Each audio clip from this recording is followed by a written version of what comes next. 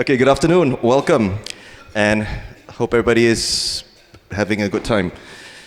Right, so the topic of this afternoon's talk is preserving indigenous languages and maintaining cultural diversity in an increasingly uniform world. Now, if you don't believe me, if you don't believe the fact that our world is becoming more and more uniform, I'm going to give you a little challenge. Guess the Starbucks. Which countries are these in? Same menu, same color scheme, different language, but guess where they are? The clue is top left would be in a tropical country, bottom right would be in a colder climate, and the other one can be anywhere. Any guesses? Bottom one is France. Bravo.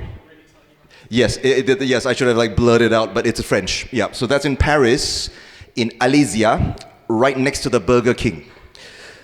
And that one on top is Thailand. It's on Krabi in, I think it's in front of the bus stop in Ao Nang, next to a McDonald's. And that is Georgetown, where I come from, the one with the palm trees. And it's on a little bay next to, I think there's a subway nearby. So what I mean is that our world is becoming increasingly more and more generic. You find the same things, the same foods, the same fashions, the same tools pretty much everywhere, and it's getting worse. And a symptom of this is language. So, are we becoming more generic?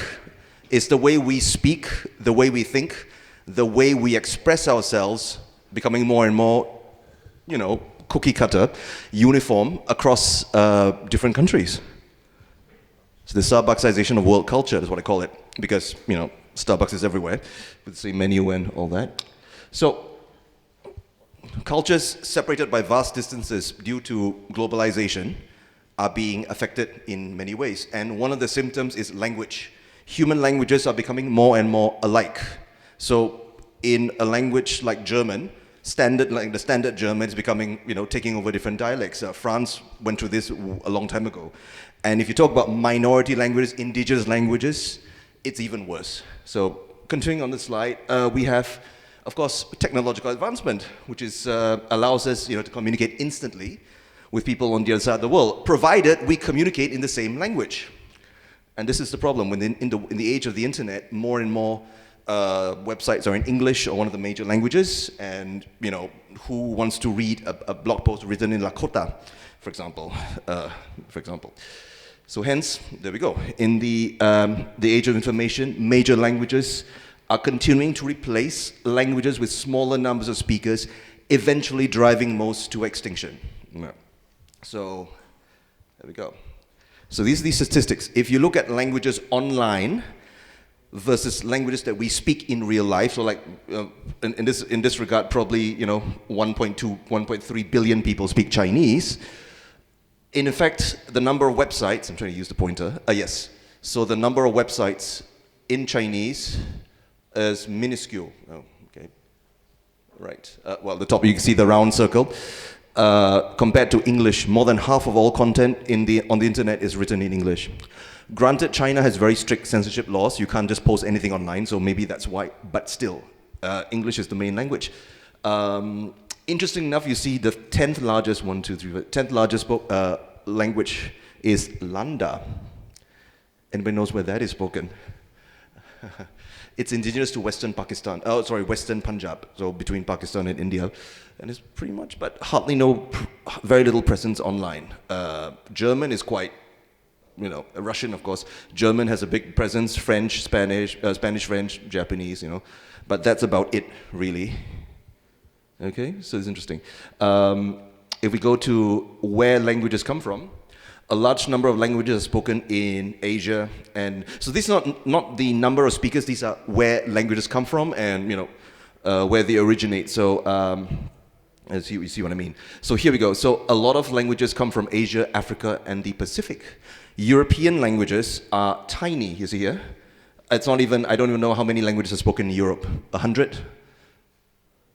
200, I don't know, count all the dialects plus all the, I don't know, but really small. Compared to the several thousand, we have 2,000 in Africa. But if you look at the actual number of languages, so the way we look at it is, for example, if you're an Afro-Brazilian, you speak Portuguese, therefore you speak a European language. That's the way they look at it. Okay, so if you're a Mexican, you speak Spanish, you speak a European language. So using that definition, a very large chunk of the world's population speaks European languages and Asian languages. Of course, the bulk of this is Chinese there, but yeah. Africa, and you look at the languages in the Pacific and the Americas, 2,000, 2,600, 500 languages, a very, very small proportion of the population of the world speaks it. There's a lot of variation, a lot of variety, a lot of different types of languages. It's very diverse, but it's small, and this trend will continue more and more. So languages in this group, the Asian group and the European group, will gradually replace many of the others. That's the story of the world. So these are just for your information, the countries of the world which are the most diverse. So you wouldn't imagine that Nigeria, for example, has over 500 languages. Indonesia, yes. India, naturally. The United States is very, very diverse linguistically. You can see here, 300 over languages. But I think these are the native languages. These are not we're not counting like languages that came with immigration from other parts of the world. Mexico, Cameroon is another very diverse place. I have never met two Cameroonians who spoke the same native language in my life. Well, I don't know that many, but yeah, they always speak French or English with each other. But yeah, this is why. Yeah, and Brazil, of course, very, very, very diverse region. Okay, this is right, Papua New Guinea. There are still more and more languages being discovered in Papua New Guinea. So the list might even grow. In really, really isolated areas, there are languages that have just discovered. So if we go to, for example, what I mean by globalization, this photo was taken 120 years ago in Malaysia. You can imagine these gentlemen walking down the streets of Bratislava. What would people think? Okay, this is in Sarawak, in Borneo, and these men are from the Iban tribe. So they speak a language that's closely related to Malay, Indonesian, but the culture is much more different. They used to be, not cannibals, but they used to be headhunters. So they would kill their enemies in battle, chop their heads off, and hang them on the walls of their long houses for protection, for blessings. Yes, so this is very interesting. Of course, their descendants nowadays all speak Malay, English. They wear jeans and T-shirts. Yeah. This is what's happening now. This is just 120 years ago. At the same time, in Indonesia, Nias, off the coast of Sumatra. Again, same thing. Very, very interesting language. It has what people call consonant mutation, kind of like Gaelic and Welsh, for example, more like the Celtic languages. But the structure is more Austronesian. They also used to be, I think, headhunters and warlike people. Yes, so you won't find people dressed like that anymore, except for tourists. But yeah. So now, if we want to talk about indigenous languages, the thing is, what are indigenous languages? Definitions, I like that. What is indigenous language? So, it's a language that is native to a region and is spoken by its indigenous people. So, some example, well, let's talk about this.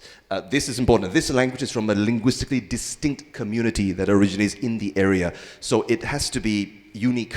You can't say that French is an indigenous language of Canada. It has local forms that developed in Canada, but it's not really native to Canada.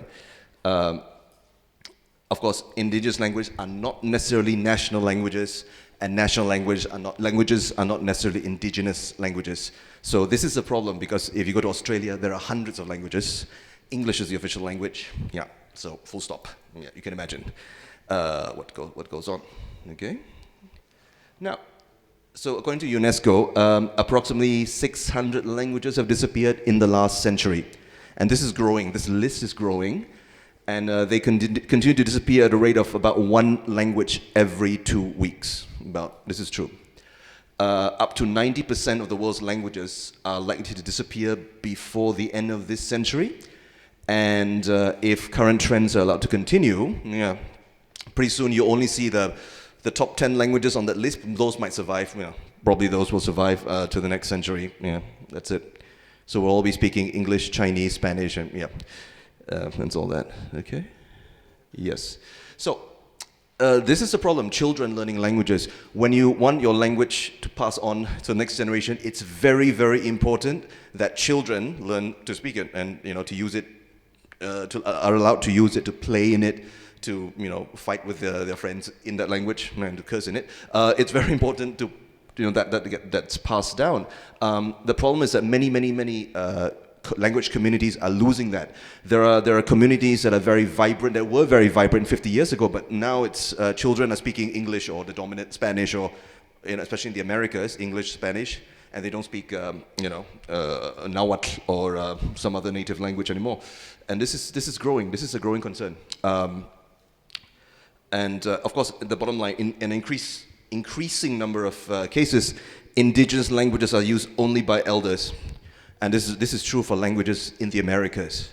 All right? So in Europe, you see the same trend in Europe. I'm not going to name which languages, but it's pretty much standardization is everywhere. So, so this is an American friend. Somebody I knew told me that there are more and more Spanish speakers in the US. All the implications, whatever, so immigration, blah, blah, blah. So to the point where Walmart, is this Walmart? I don't know, has signs in bilingual signs, English and Spanish. But then I told him, you go back 100 years ago, 150 years ago, a map of California, just California, looks like this. There used to be over 85, I lost count, 80 or so languages spoken in California alone. I'm not talking about the whole US, just California. Yeah. Do you know, anybody familiar with these terms, these languages? Yeah. So the California group, and all these are different distinct languages. Many of them are completely unrelated. So you see there the Southern Paiute here, and here we've got the Shoshone Paiute. All these are related to languages to the south, more like what people speak in Mexico in Quechua. Not Quechua, sorry, wrong, too far south. Nahuatl in the Aztec Empire. These are all their relatives spoken way up north in a very wide area. Some of these languages, like Hupa, Tolowa, are closer to Navajo and to languages in the north. In Alaska than to anything in the south. So there's a lot of history in the migration patterns. We know which group went where and how just by the distribution of languages and where they are spoken. Some of them have been spoken in these areas for a very, very, very long time, until about 150 years ago when they started disappearing. Most speakers of these languages are probably above 80, 75, 80 years old. I think Hupa, it's right here, has total number of speakers of 1. Yeah, there's only one fluent speaker left, although there are efforts to revive the language. Many of them are also seriously endangered, less than 10 speakers, and going, yeah. So if nothing is done, so you see this process in action. So, a loss of native languages. So the question is now, we know what native languages, what indigenous languages are. What can we do and why? Why must indigenous languages be protected? We'll start with the why. Okay, well, the first things first is that these are cultural identity, I would call cultural markers. Your language is the soul of your culture, the soul of your history. If you lose it, it's gone. Okay, and so the second point is much of the traditional knowledge is encapsulated in your language. If you lose it, you lose everything. If you lose, let me think, the French language, who's going to make wine? A lot of vocabulary is very, very specific, to winemaking is in French, for example. I'm going to give an example. Or even Slovak, we have a winemaking tradition. So when an indigenous language is lost, so too is the traditional knowledge of how to maintain the world or the region's biological and diversity. I'll give an example. This is Samoa. In the traditional healers are called the Taulasea. All right, and most of them are women. And what happens is they have an extremely complex vocabulary for healing, for diseases and healing. It doesn't mean that Samoans get sick more often than we do. It's just that they recognize more symptoms of disease. Okay. So the word mumu, for example, is the word for erythemia and cellulitis. Anybody knows what that is? And if you go on, mumu afi, afi I think means fire. It's a skin condition with pustules and peeling and all that. So you've got a whole list of specialized terms, right? So what happens is when you lose a language like this, so this language is not an endangered language. There are lots of people who speak Samoan, but there are also other related languages that are definitely in danger in Oceania. And if you lose those languages, you lose things like this. Pharmaceutical companies have been going to Samoa to talk with, to disturb, to pester old ladies for information on how to get special herbs from the jungles and how to prepare them. This is exactly, so this is why. So when you have all these diseases and special treatments, you have to look at the plants that are used to make them. So, yeah. So what happens is this. So this is a type of plant which they call the alo alo vau in Samoan, and it's used for healing one of the mumu afi.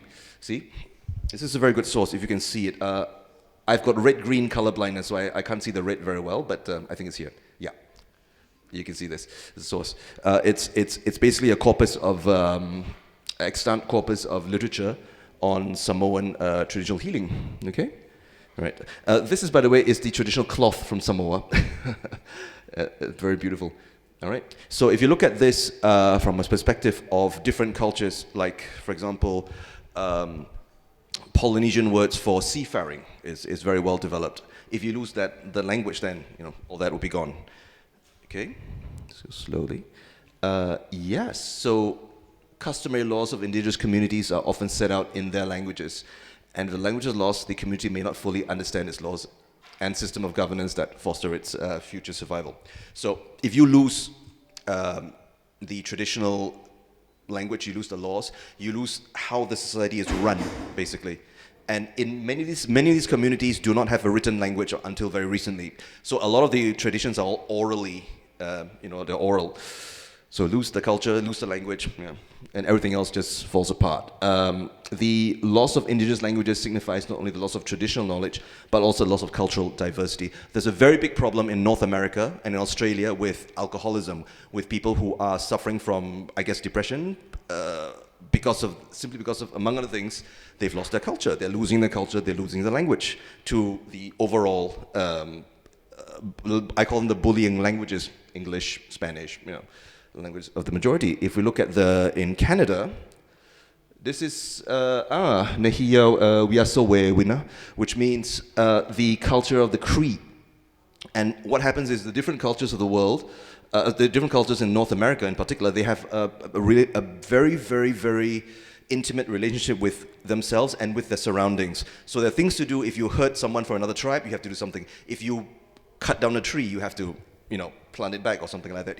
There is a saying in Alaska that, these little chipmunks, they hoard food in winter. They dig under the ground and they get roots and berries and all.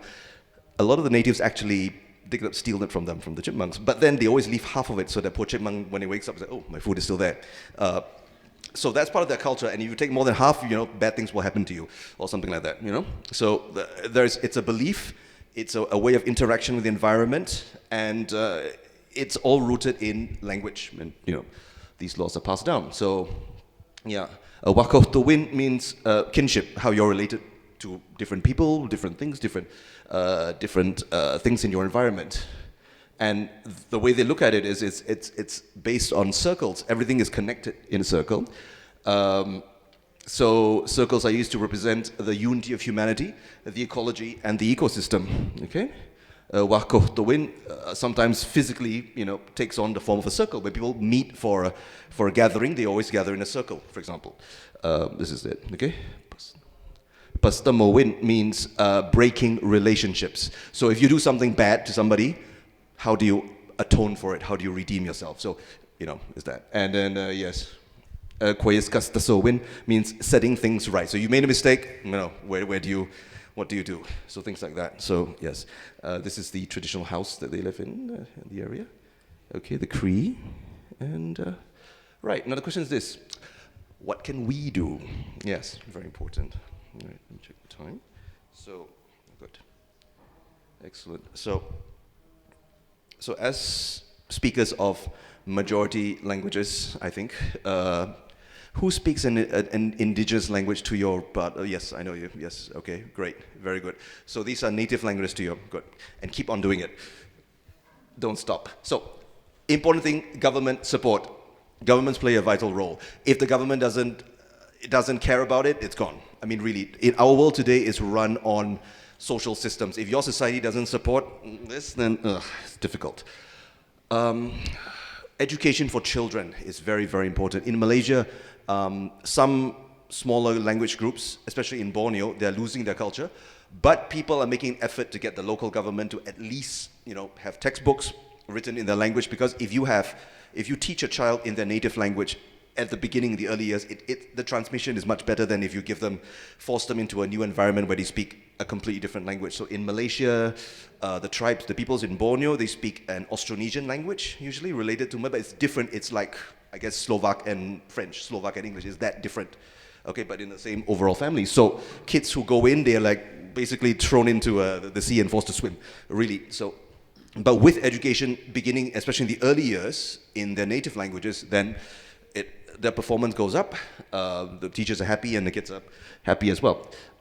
So funding, very, very important. Of course, now you've got things like online, crowdfunding, all, it's very interesting. Get your community, crowdfunded, get, people involved. Yeah, that's the word. A very important thing that a lot of people talk about is translating laws and official documents into indigenous languages. This is very, very important because the laws of the country basically tell us how we run the country. So if you have laws in, let's say, one of the minority languages, it shows that the government cares about you, so people have prestige. When natives who speak, say, a very, very, very, a very small language that has been discriminated against, when they hear foreigners trying to learn their language, they actually get, oh, wow, okay, my language actually counts something. It's something that people who speak majority languages don't think much about, but it's actually true. So we need to get indigenous peoples to participate in ruling their own country. This is very, very important. I guess. And we need to give indigenous languages a voice. Now with the internet, with social media, it might actually be easier to do that. So people can actually communicate, can learn. One interesting question someone asked me before was, do different tribes, for example, do they like it when outsiders learn their language? Yes and no, it depends. Some people are very happy to. Some people, especially those tribes that have been sort of cornered, discriminated against, they feel that, okay, no, outsiders shouldn't learn our language.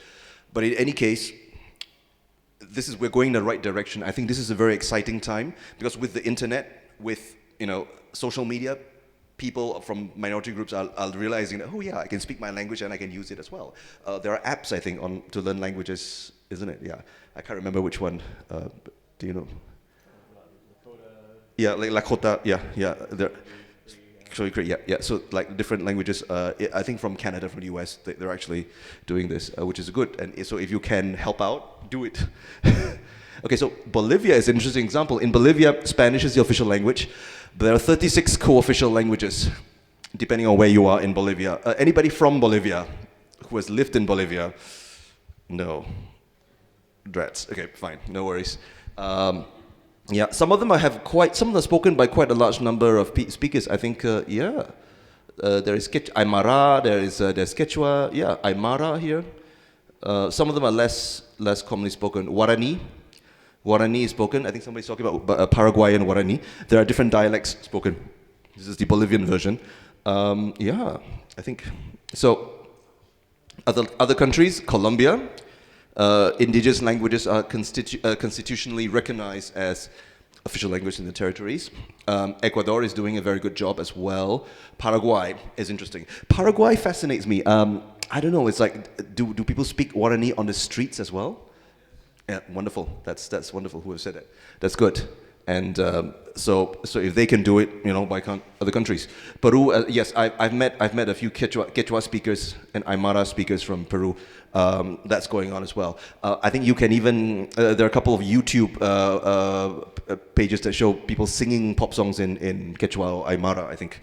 Okay, so in these countries, so they understand that you cannot push minority languages aside. You have indigenous language; it has to be, they have to be respected. And one of the ways to do it is to make sure that they have co-official status in the areas where they are predominant.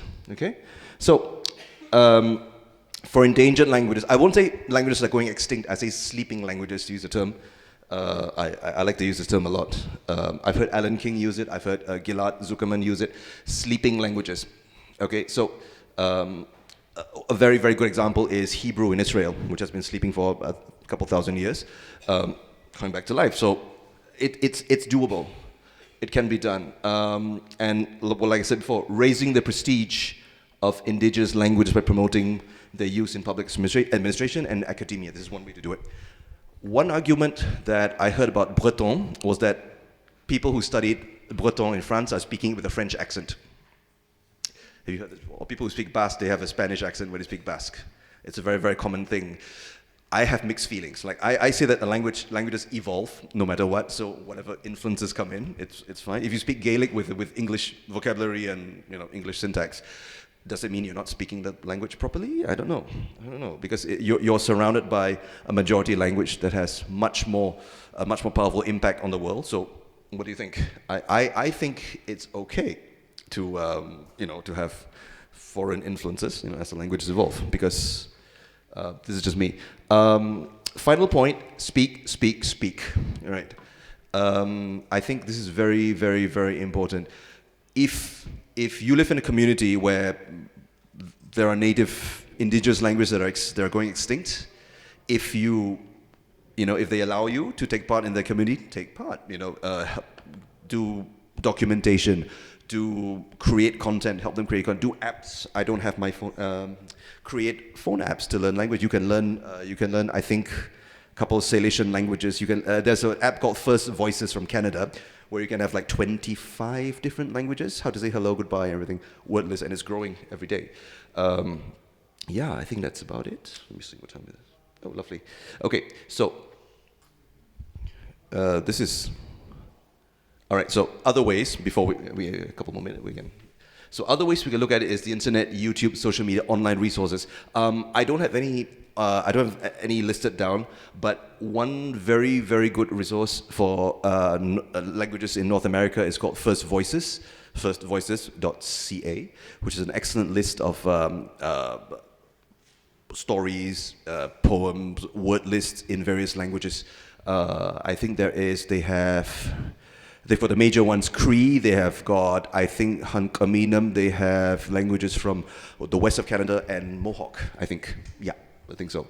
And Salish languages, if you look at them, Nootka, Wakashan, yeah, those languages. The other one, I can't remember. Well, anyway, yeah. So the thing now is, the problem with our society now is that because there is very little time, I think, to be different. People always want to be alike. They always want to dress like their friends. Who's wearing the latest fashion? So this, I think, is a symptom of our culture as well. We are becoming very, very much generic, I think. So don't be individualistic. No, I'm sorry. Be different.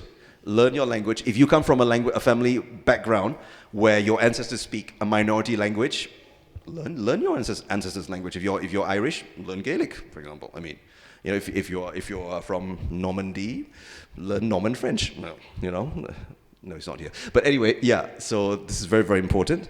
And I think also areas which have very, very strong traditions of a minority language, like Ainu, for example, in Japan. It's dying out, but people know that there is Ainu community in Japan. There's an Okinawan speaking community in the south of the south, the islands to the south. Keep them alive. Learn Japanese, and why not? Tell people from Okinawa, I want to learn some of your language as well. Saying, They might think maybe, oh, if foreigners are interested, maybe, it might be a good thing. If you've seen the movie called The Missing by Ron Howard, has anybody seen this movie? Good movie, watch it. The entire, it's cowboys and Indians, but the natives speak very good Apache. Like, it's the most correct Apache I've ever heard. It's not like Navajo pretending to be Apache, it's actually spoken. And Tommy Lee Jones speaks Apache in this movie. Watch it, go watch it. Okay, and yeah, okay. And I think that's about it. Yeah. Guess where these languages are spoken. This is thank you. Top one is from Guam. It's Chamorro. This is Cree. Here you would recognize the Cree. Oh, I think some of it didn't show up. Ahehe is from Navajo. This is from Malaysia. It's called Kadazan, one of the languages in Borneo. This is, if you speak Turkish, you'll recognize the Uluk. This is Tuvan, near Mongolia. Yeah. This is one of the Dene languages. I can't remember which one, but it's this is Bahut from Hindi. So this is an Indian language, but it's a language that's related to Vietnamese. It's Munda and spoken on the east coast, eastern part of India. This is Hai Tip. This is Hakamelam, a Salish language, Gunal Chish, and Milashkir. All right, thank you. Any questions? Sorry. Right. Any questions? Okay, perfect. We have a few minutes. Thanks. You want to read out? I can read. At 45. Okay, so we have like 7. Perfect. We have like more than 5 minutes. Okay, so we got about 7 minutes. Okay, so perfect. Oh no, we have about 10 minutes. Okay, great. Let's go to the first one. Anyone else from Latin America? How can we counter the argument that protecting indigenous languages costs money to governments? This is very interesting. Blah, blah, blah. Okay, so this is in New Zealand, the Maori language has a very strong status now. If you go to any website, in any government website, you will find words written, text written in English and in Maori. But 50 years ago, Maori wasn't considered a proper language. Everything had to be in English. Maori people were taught to speak English just 50 years ago. And that has changed completely because of government participation. And what happens is the governments actually promote the Maori language and culture as part of tourism, as part of the tourism industry. So if you say that we speak X number of languages, I think that's a good tourist, a good way to push for tourism in your country. That's the way I look at it. And if you have the language, you have the culture, you have the traditions, you have all that as well. So that's what I think. Yes.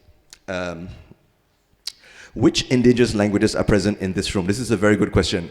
May I ask who speaks what? Somebody. Jared, I know you speak Kiribati and Nauru. What else?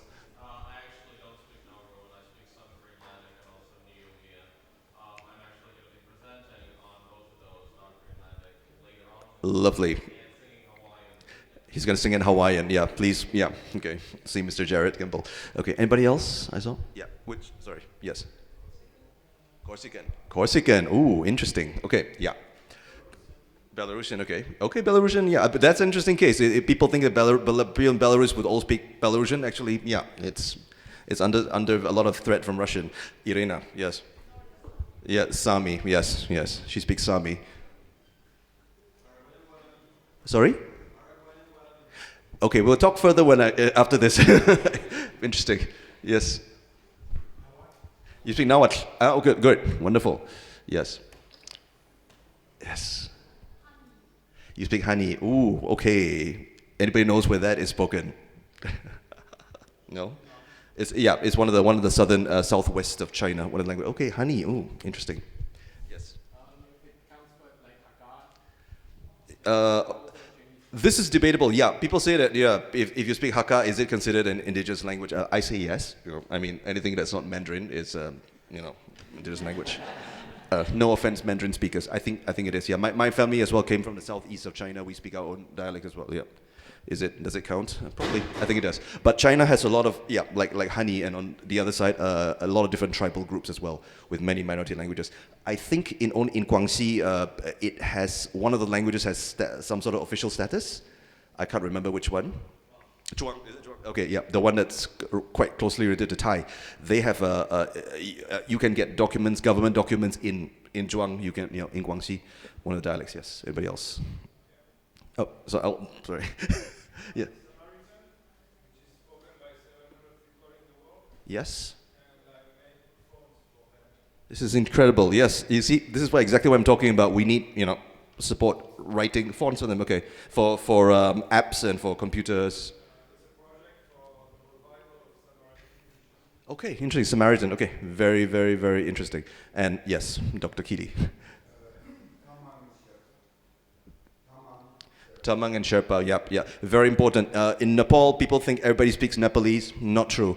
But the Tamang and Sherpa languages are, of course, in danger. Every Tamang I've met who's left the country below the age of 25, gone to live in Kathmandu, works overseas, says, no, I don't speak it. My grandparents do, or something like that. Everyone I've met in Malaysia, in Singapore, in the Middle East. I don't know about, within the community. Everybody whose last name is Is Tamang. Tamang.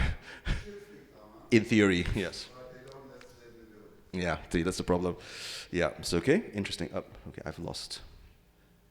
All right, hold on 1 second. All right, I think I've lost.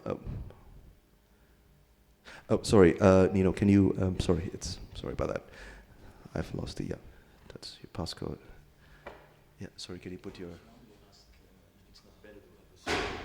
Yeah, that's always the argument. Is it better to have a single language so that everybody can communicate properly? I say no, right? That's the reason why we're all here, right? I don't know. I think it's nice to have diversity. It's nice to have the ability to have a different way of thought, because a lot of the languages have very, very different ways of expressing themselves, different ways of saying things, different ways of orientating themselves. You have left, right, up, down. They're not the same in every language. In I think it's Aymara and Quechua, the word for in front is actually, the word for the front is used to express the past, and the future is behind you. And the same with Tuvan has that expression as well. And you find traces of this in Turkish. I think the word for tail, or like sonra, like something, I can't remember, afterwards and before and after, has something to do with like front and back, or the tip and the tail, something like that. So ancient people have a different way of looking at the world. I think it's a nice way to expand your mind if you have more variety, and not think and read and speak in the same way. I think it's nice. Sorry. Any other questions? If a language is preserved by second language speakers, is there a risk of losing its nuance and expression? Yeah, this is an argument. This is a very interesting thing. If you as a non-speaker, or as a learner, if you learn a new language, does it count as, does it mean the language is losing its accuracy or its nuance? I say no. I think it's okay to learn another language and pass it around. I think it's interesting. I know people who do it. Irena, I think she's doing a good job with Sami, Northern Sami. Yeah, so it's fine. I think it's okay to learn another language and to help preserve its culture. If you're doing a job to document it, if you're doing something like helping people to understand the importance, it's good. Yeah, thank you.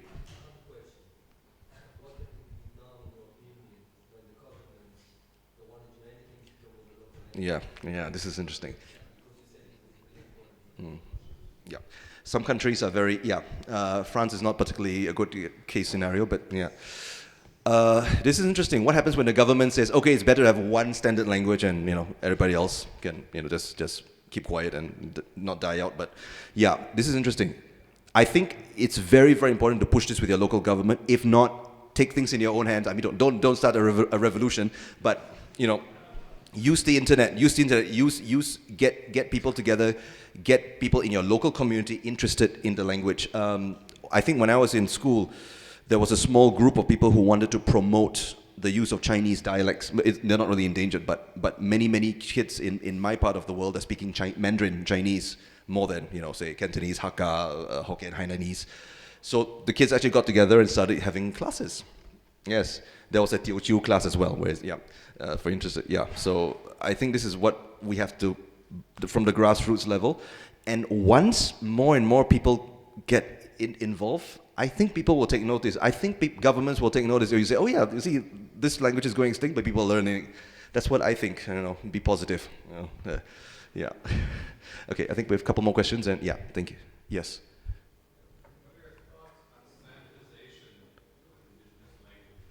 My